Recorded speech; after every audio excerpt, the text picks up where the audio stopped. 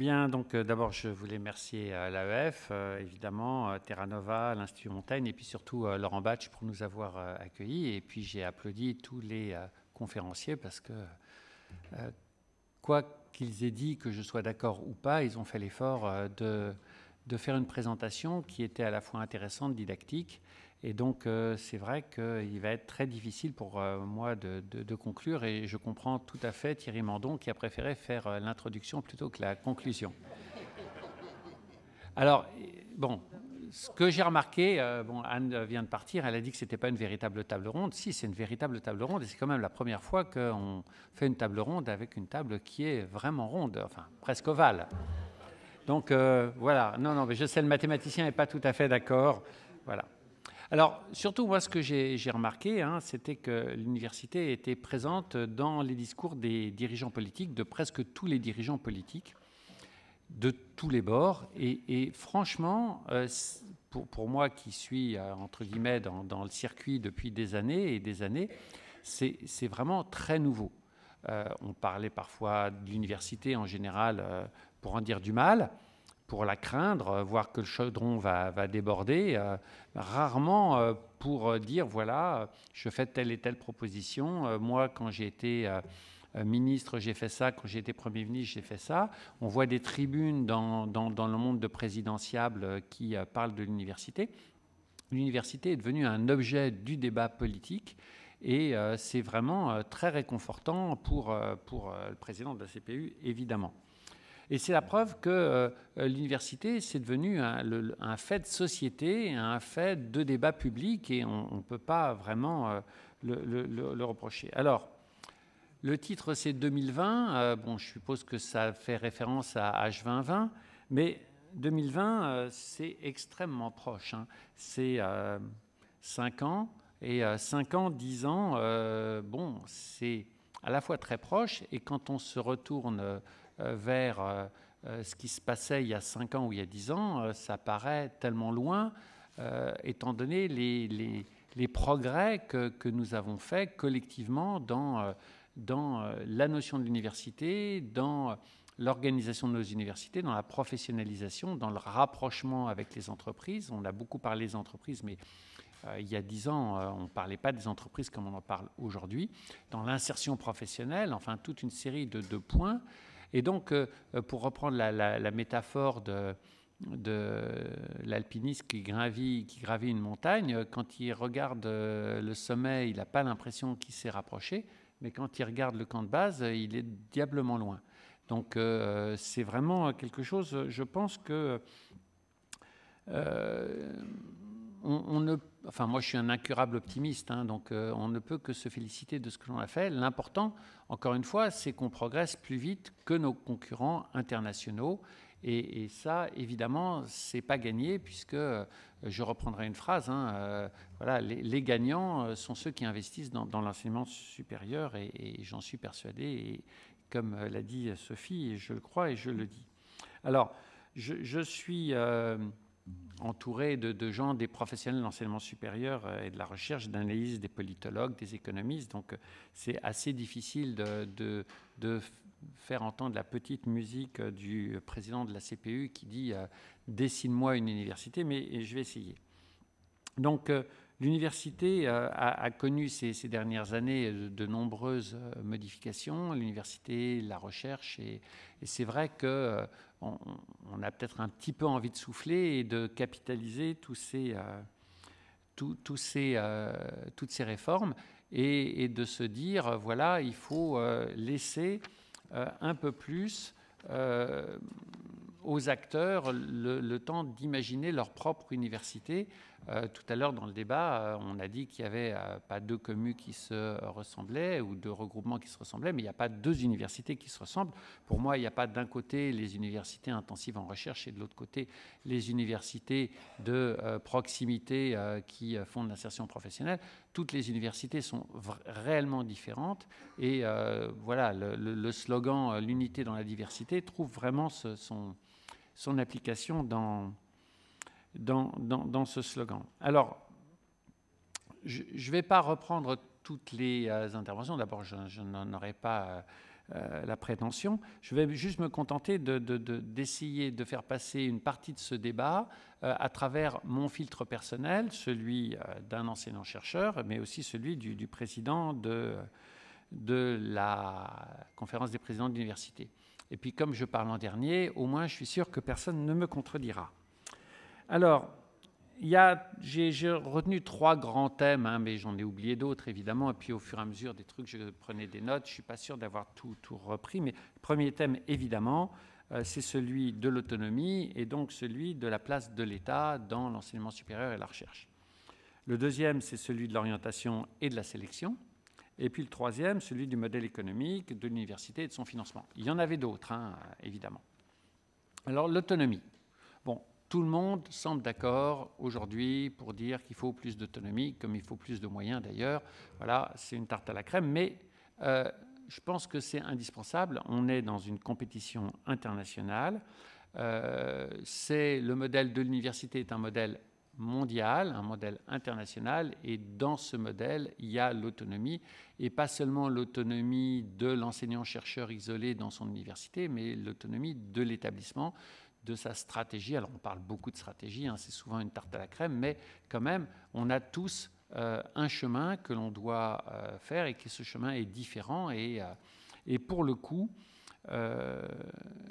l'État stratège doit peut-être s'effacer un petit peu devant la stratégie de chacun des établissements, quitte à avoir un certain nombre d'indicateurs, un certain nombre de grandes voies, mais ne pas faire, j'ai utilisé le mot, mais je l'utilise très souvent, j'ai entendu ce mot, mais je l'utilise très souvent, quitte à ne pas faire de micromanagement. Alors, le rapport, il y a eu un rapport très intéressant de la Cour des comptes devant le Sénat, avec une sorte d'intervention derrière de M. Adno, qui est le rapporteur général du budget, et qui vraiment pointait toute une série de points qui sont à améliorer. Et je les citerai.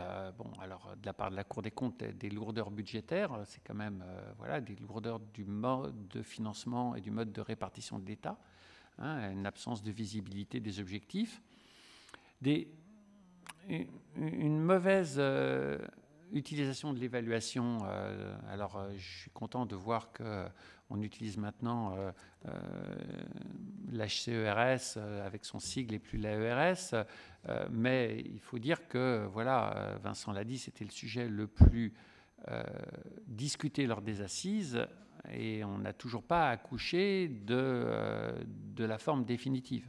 Et moi, je crains beaucoup que cette nouvelle agence ne soit pas une véritable agence d'évaluation coordonnée des formations, de la recherche.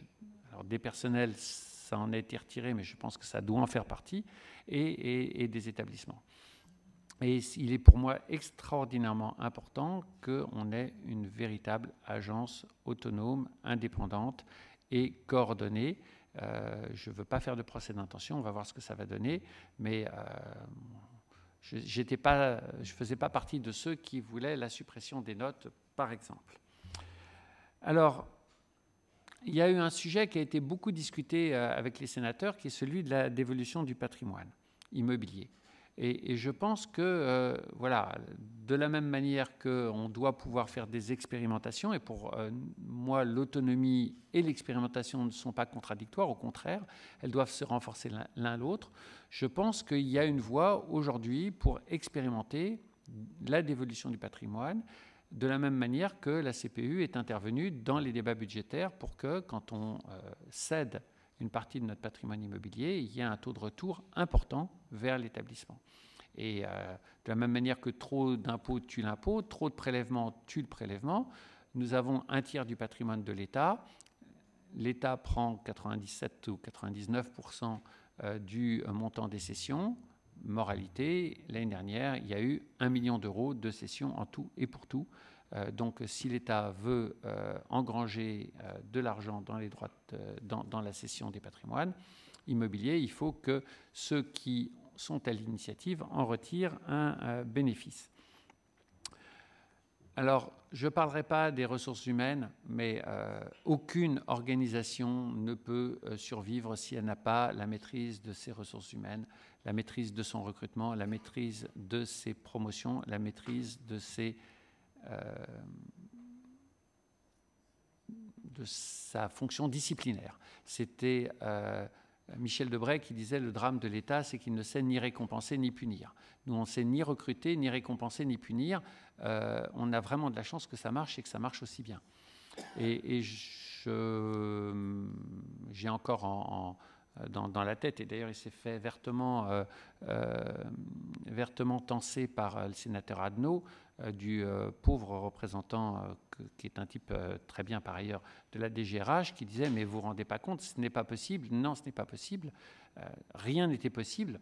Et Adnaud lui a dit « Écoutez, ça s'est déjà fait, par exemple pour les EPST, donc votre réponse, voilà, il va bien falloir à un moment donné que ça cesse et que ça devienne possible. » Et je pense qu'il va falloir que les universités s'approprient leurs ressources humaines, parce que c'est super important, parce que sans ça, rien ne sera possible. Je vais passer sur l'alléger les contraintes administratives et pédagogiques, hein, mais c'est vrai que quand on voit, j'ai la représentante de la CGE devant moi, quand on voit les facilités avec lesquelles les petites, moyennes et grandes écoles, les privés peuvent créer des formations et les faire payer très cher, du jour au lendemain, les faire, et puis quand l'État ne veut pas les reconnaître, d'exiger un jury rectoral et que les jeunes ont leur diplôme, quelle que soit la qualité de la formation qui a été donnée. Enfin, il y a un récent rapport de l'IGENR que nous avons critiqué, mais qui ne dit pas que des bêtises, qui pointe bien ces dysfonctionnements. Donc qu'on ait au moins, quitte à avoir des contraintes, au moins les mêmes facilités que le privé. Alors, orientation-sélection. Pour moi, la sélection n'est pas un gros mot, il n'y a pas de tabou. Je pense que la sélection, c'est un gage de qualité. Mais je pense, et je pense que la CPU est d'accord avec moi, la sélection n'est pas l'outil adapté pour le passage du lycée vers l'université. Nous avons l'obligation de faire une formation, je dis le mot de masse, d'augmenter massivement le taux de formation de l'ensemble de la population. Et c'est notre devoir et on le fait avec grand plaisir. Mais ça ne veut pas dire que tous les titulaires du baccalauréat ont le droit à une poursuite dans toutes les formations. Alors, quand je dis titulaire du baccalauréat, la position de la CPU, elle est très claire, hein. Le baccalauréat comme diplôme terminal, ça doit être terminé. On doit avoir un contrôle continu sur les 2 dernières années première terminale et qui doit déboucher sur, évidemment, le baccalauréat, parce qu'on ne va pas retirer ce papier, mais pas un examen terminal comme il se passe coup près, etc. Et surtout sur une orientation. Et cette orientation, elle doit, et je pense que je ne serai pas en désaccord avec le Premier ministre qui s'est exprimé tout à l'heure, évidemment, cette orientation doit correspondre avec ce que le lycéen a comme aspiration, a eu comme bonne note, comme projet professionnel. Et je pense qu'il faut organiser le passage entre le lycée et l'université de façon coordonnée. Mais le master, lui, c'est autre chose. D'abord, évidemment, c'est un diplôme en 2 ans, et c'est un diplôme sur lequel, évidemment, il doit y avoir une sélection entre la licence et le master. Cela dit, on n'y arrivera pas demain. On n'y arrivera pas demain parce que ça se discute, ça ne se change pas en un claquement de doigts. La situation en mathématiques n'est pas la même que celle en psychologie, pour des questions historiques, des questions d'appétence des étudiants, des questions de profession réglementée, etc. Donc nous, ce que l'on demande instamment au gouvernement aujourd'hui, c'est de stabiliser juridiquement la situation. Il n'est pas possible que ce soit le juge qui fasse la politique de l'enseignement supérieur dans ce pays. C'est au gouvernement de le faire et il doit prendre ses responsabilités. Donc les choses sont très claires. Pour nous, la sélection n'est pas un tabou, mais ça ne s'applique pas à tous les endroits et à tous les moments. Alors, on en arrive au modèle économique. Bon, c'est une tarte à la crème de dire que les dépenses de l'enseignement supérieur et de la recherche sont des investissements. Mais quand 80 à 90% des ressources des universités est assurée par l'État, il n'y a pas plusieurs méthodes pour augmenter rapidement les ressources des universités. Et je ne suis pas tout à fait d'accord avec mon ami Laurent Batch. Et je pense que, en fait, aujourd'hui, il n'y a que deux méthodes immédiates pour augmenter les ressources des universités. C'est l'impôt ou c'est le budget des ménages. Et franchement, ce n'est pas à la CPU de décider, c'est au gouvernement de faire des choix politiques. Et je sais que je suis pas, voilà, je sortirai pas avec du goudron et des plumes, mais que je plairai pas à tout le monde, mais je le pense réellement. Et je pense que par contre, il faut augmenter considérablement les ressources des universités. Et tout à l'heure, j'entendais parler de 100 à 200 millions, voilà, etc. Juste pour vous donner deux chiffres, 1 euro par mois de revalorisation du salaire de l'ensemble des personnels d'enseignement supérieur, c'est 2 millions d'euros. Et 1 euro par mois de plus pour chaque boursier, c'est 6 millions d'euros. Donc vous voyez que quand Claude Allègre disait que le salaire des enseignants-chercheurs était lamentable en France, il le disait il y a 10 ans, ça n'a pas beaucoup changé depuis. Et c'est vrai qu'on est dans une compétition mondiale, je suis d'accord avec tout ce que l'on a dit. Et c'est vrai que nos salaires, bon, je suis PEPH, il est quand même mieux que celui des professeurs de classe exceptionnelle qui ne sont pas PEPH, mais ils sont, voilà, les salaires aux normes internationales ne sont pas corrects. Ils ne sont pas corrects et passer à des salaires corrects demandera des centaines et des centaines de millions d'euros. Ce qu'il faut dire aussi, c'est que l'investissement dans l'enseignement supérieur en France est à la queue des pays de l'OCDE. Et donc, il faut que, c'est une question de survie nationale, il faut que l'État investisse massivement dans l'enseignement supérieur, soit encore une fois par l'impôt, soit par le budget des ménages, mais ce n'est pas... les autres solutions ne pourront venir qu'en complément. Et il est important, j'ai entendu le Premier ministre parler d'investissement massif, j'ai entendu notre ministre parler d'investissement massif de l'ordre du milliard, alors sur des périodes importantes. Le rapport de la Stranes chiffre des sommes relativement considérables, et je pense que c'est voilà, je pense que c'est une nécessité absolue pour notre pays d'investir dans l'enseignement supérieur et de la recherche. Alors, en conclusion, parce que je vois que Jean-Michel commence à s'exciter un petit peu. En conclusion, l'université, c'est un standard international. Alors, on peut se lamenter en se comparant aux autres ou en déplorant notre place dans les classements internationaux. Mais si on se reporte 10 ans en arrière, ce que j'ai dit tout à l'heure, on ne peut être qu'impressionné par le chemin parcouru. On a tous rêvé d'une université différente et les réformes sont longues à donner des résultats et on ne peut pas passer son temps à en faire. Mais je me rappelle des slogans de 1968 ou de ceux de 81 pour un grand service public du supérieur unifié. On n'a pas fait beaucoup de progrès quand même dans ce plan-là. Et donc, je pense que la structuration régionale dans les communautés d'université est vraiment un progrès.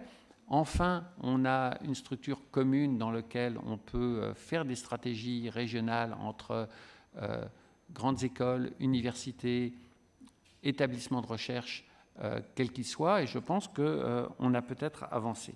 Alors, Moi, je crois à l'université, à la recherche, au progrès scientifique. Je suis sûr que désormais, l'ensemble des partis de gouvernement en est convaincu et je pense que c'est là le véritable changement. Merci.